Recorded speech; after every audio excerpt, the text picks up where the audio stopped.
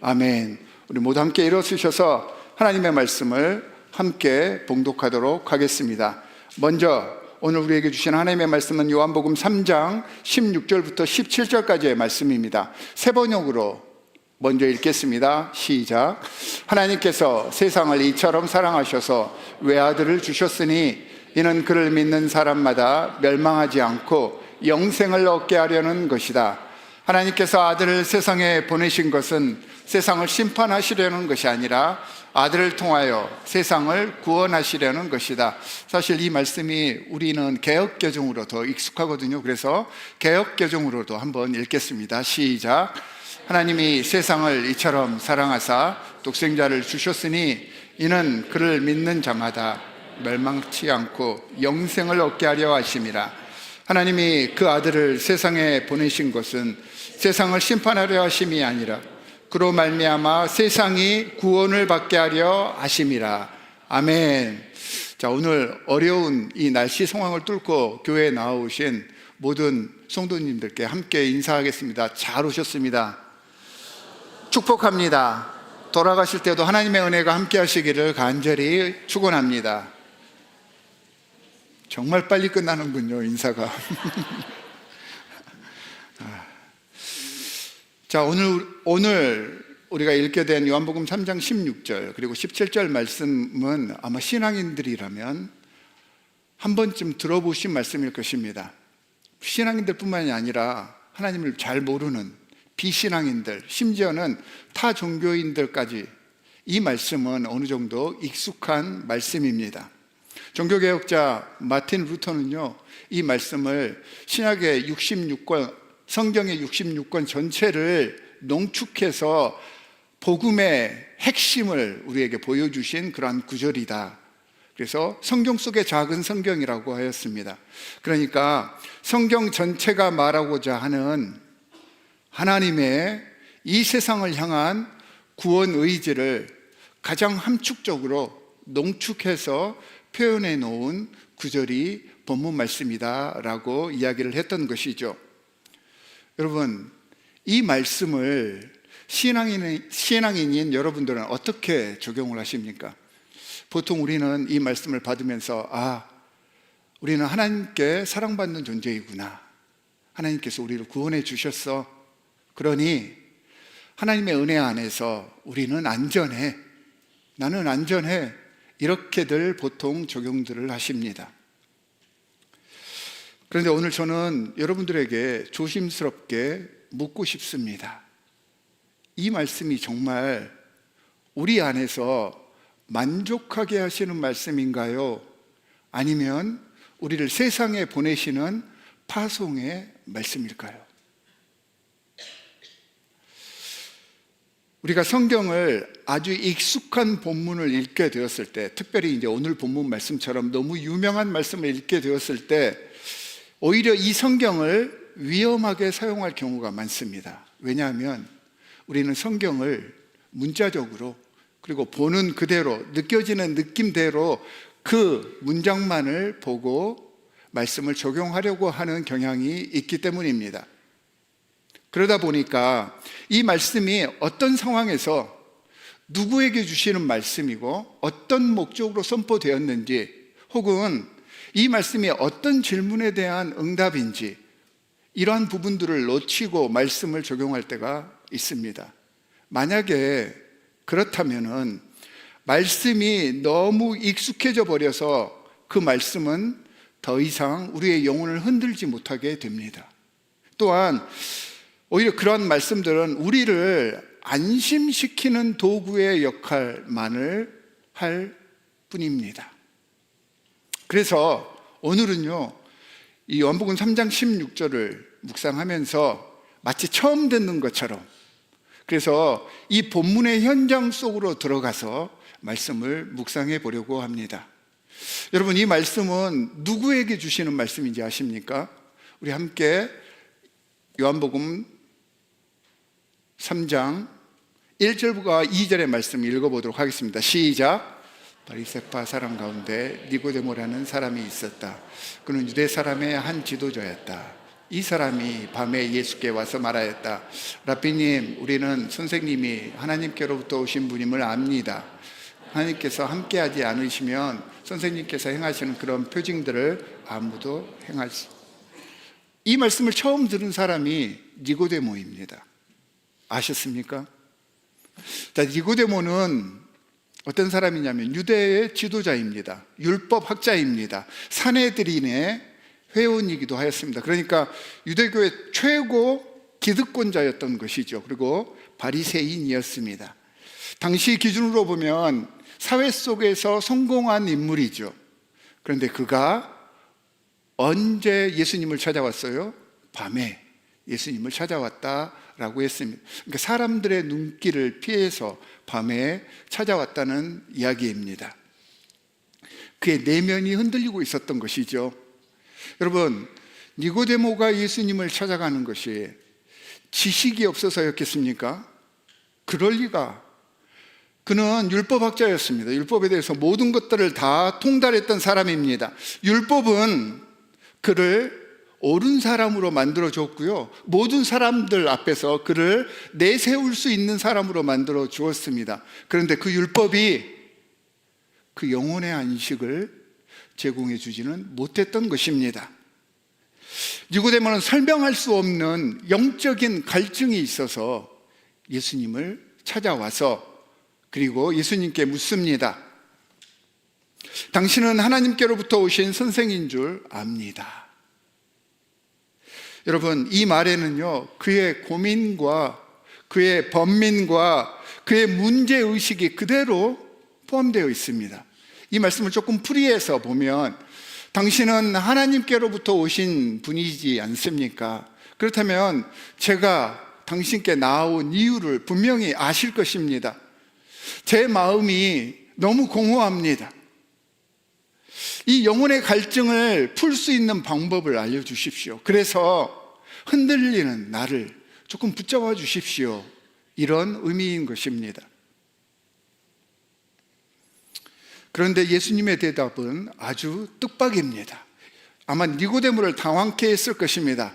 3장 3절 말씀 한번 같이 읽어보겠습니다. 시작. 그에게 말씀하셨다. 내가 진정으로 너에게 말한다. 누구든지 다시 나지 않으면 하나님 나라를 볼 수 없다. 사람이 거듭나지 않으면 하나님 나라를 볼 수 없다. 이렇게 이야기를 하신 것입니다.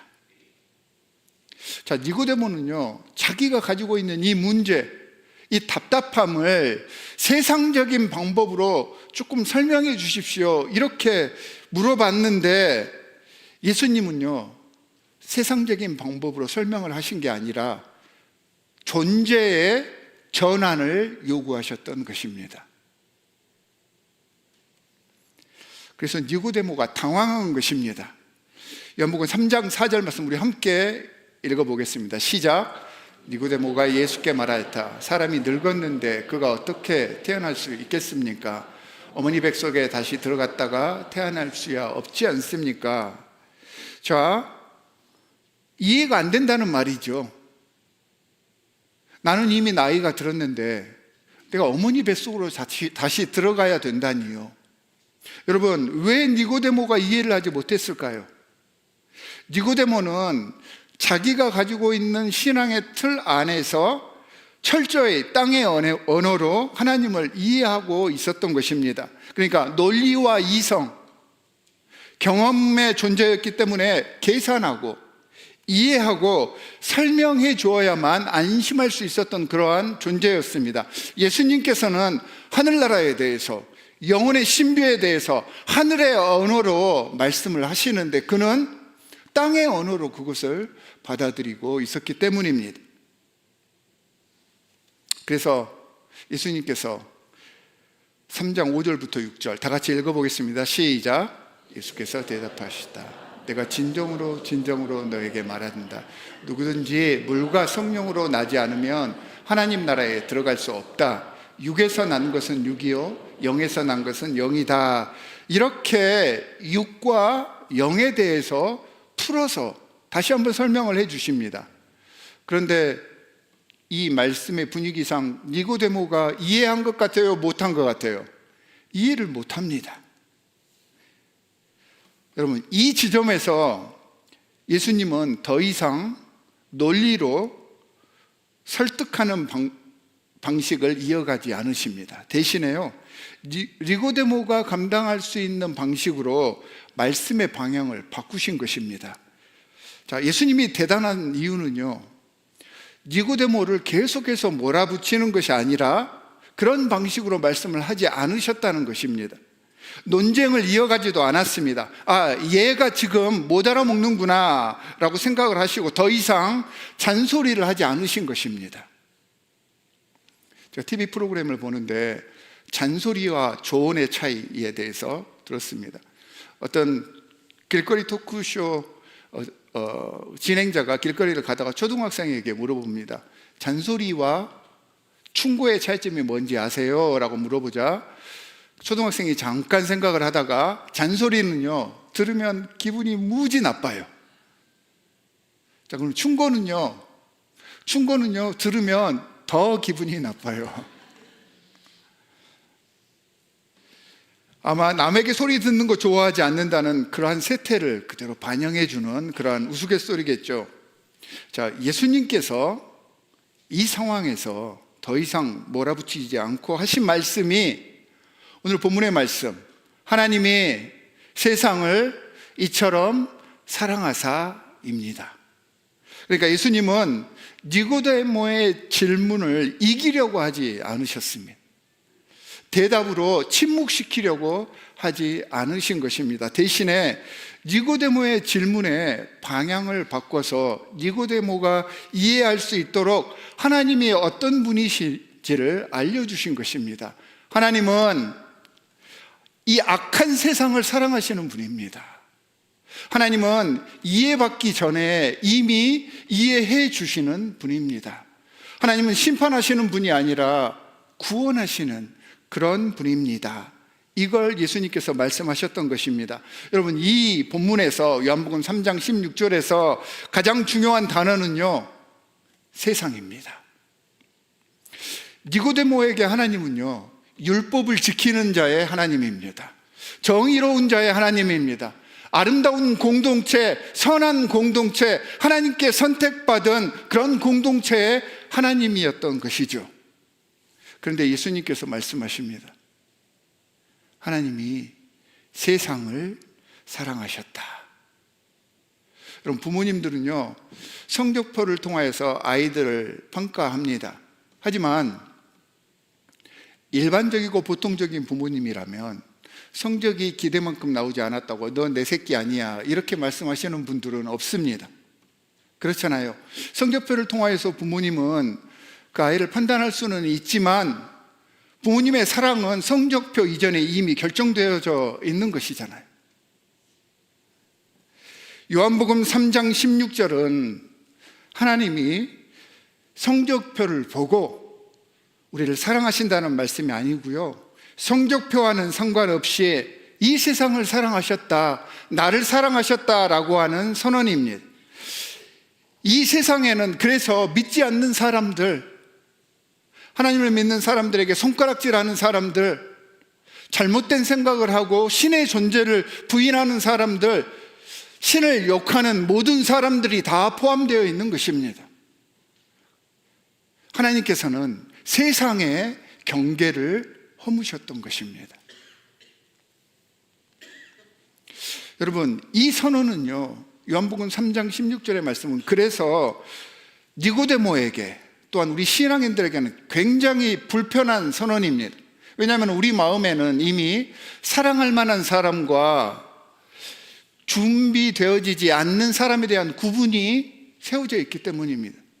그런데 하나님은요, 준비되어지지 않는 사람에 대해서 준비되어진 사람만 사랑하신 적이 단 한 번도 없으십니다.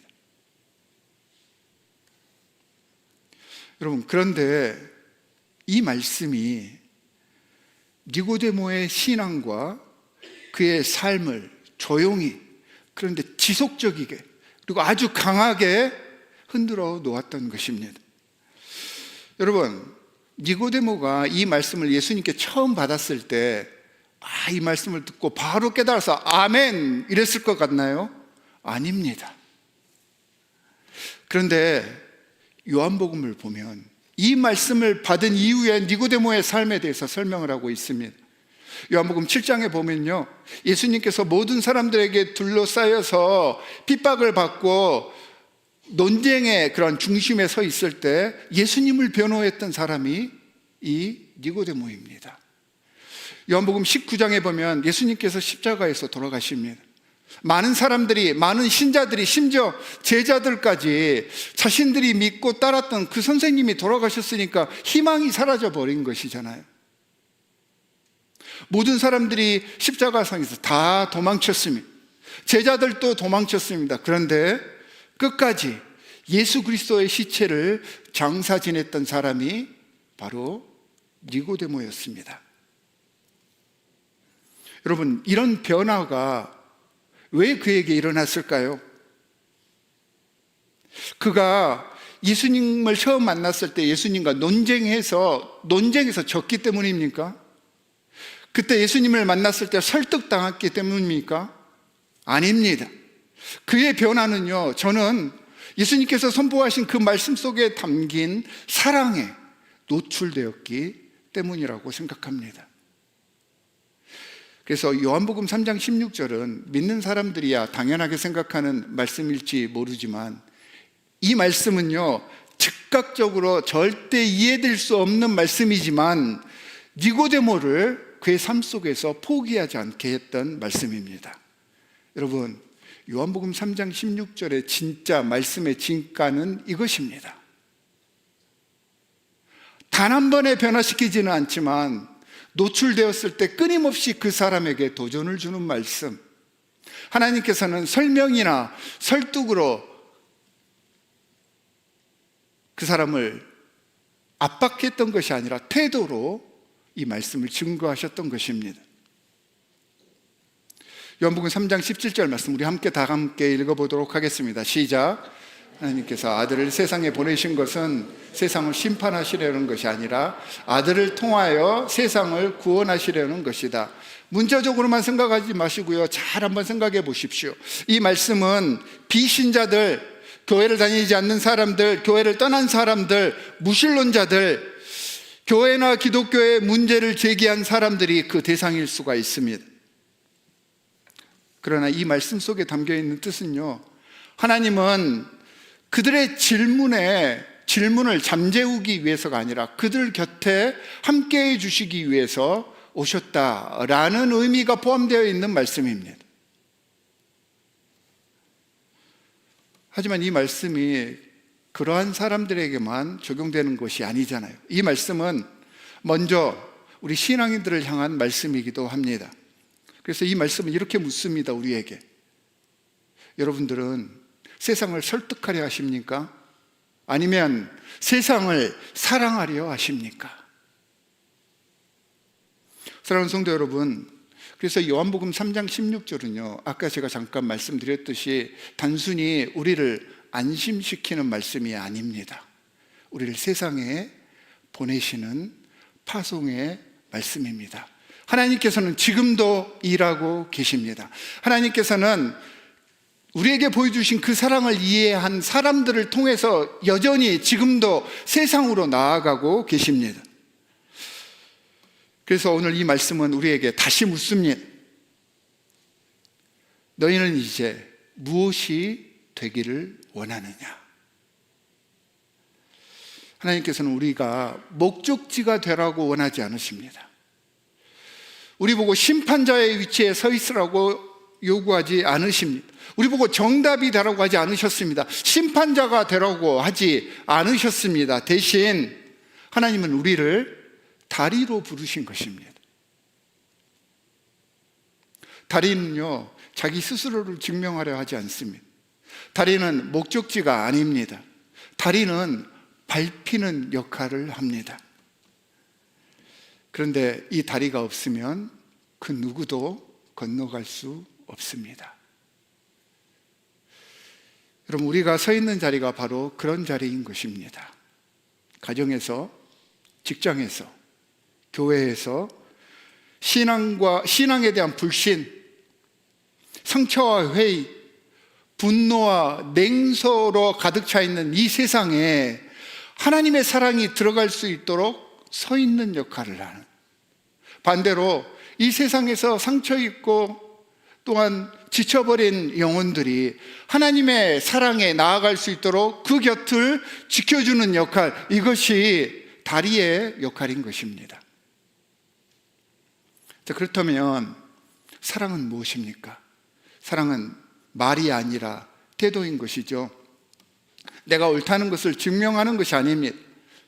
나랑 관계하는 그 사람의 심정을 이해해주고 보듬어 안아주려고 배려하고 끌어안아주는 것입니다.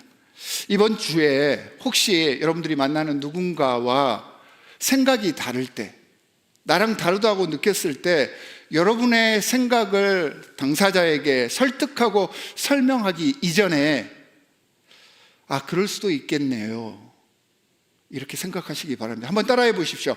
그럴 수도 있겠네요.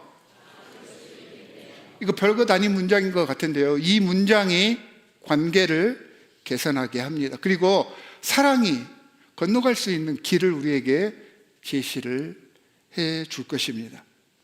여러분, 사랑은요, 사람을 단순간에 변화시키지 않습니다.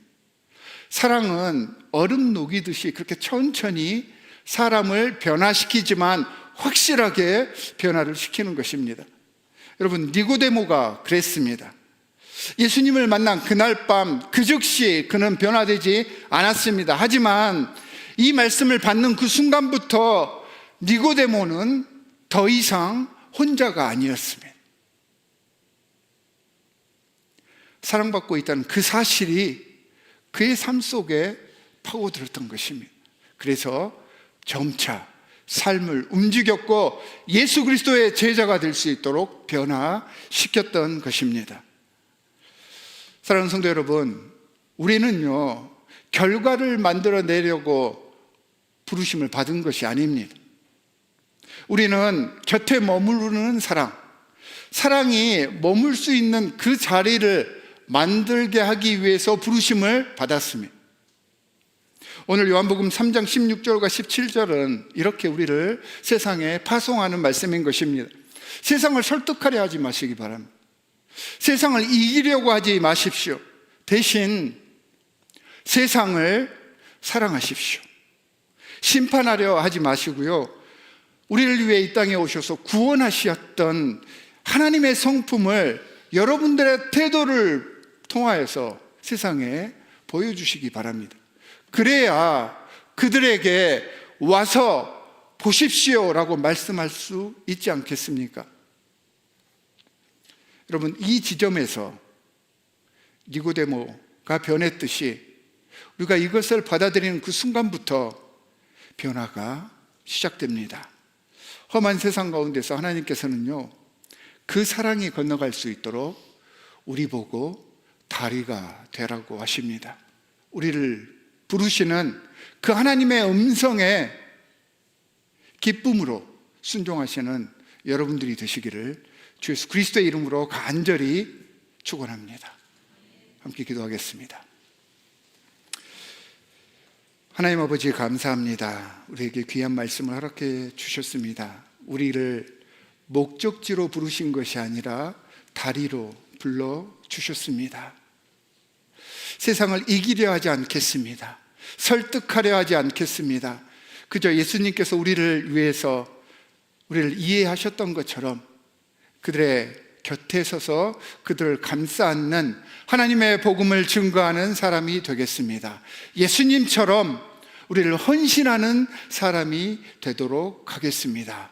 우리와 함께 하시고 세상에 파송된 하나님의 귀한 제자로서의 삶을 살아낼 수 있도록 우리와 함께하여 주시옵소서. 우리를 구원하신 주 예수 그리스도의 이름으로 기도하옵나이다. 아멘. 우리 모두 함께 일어서셔서 주님 앞에 찬양하도록 하겠습니다.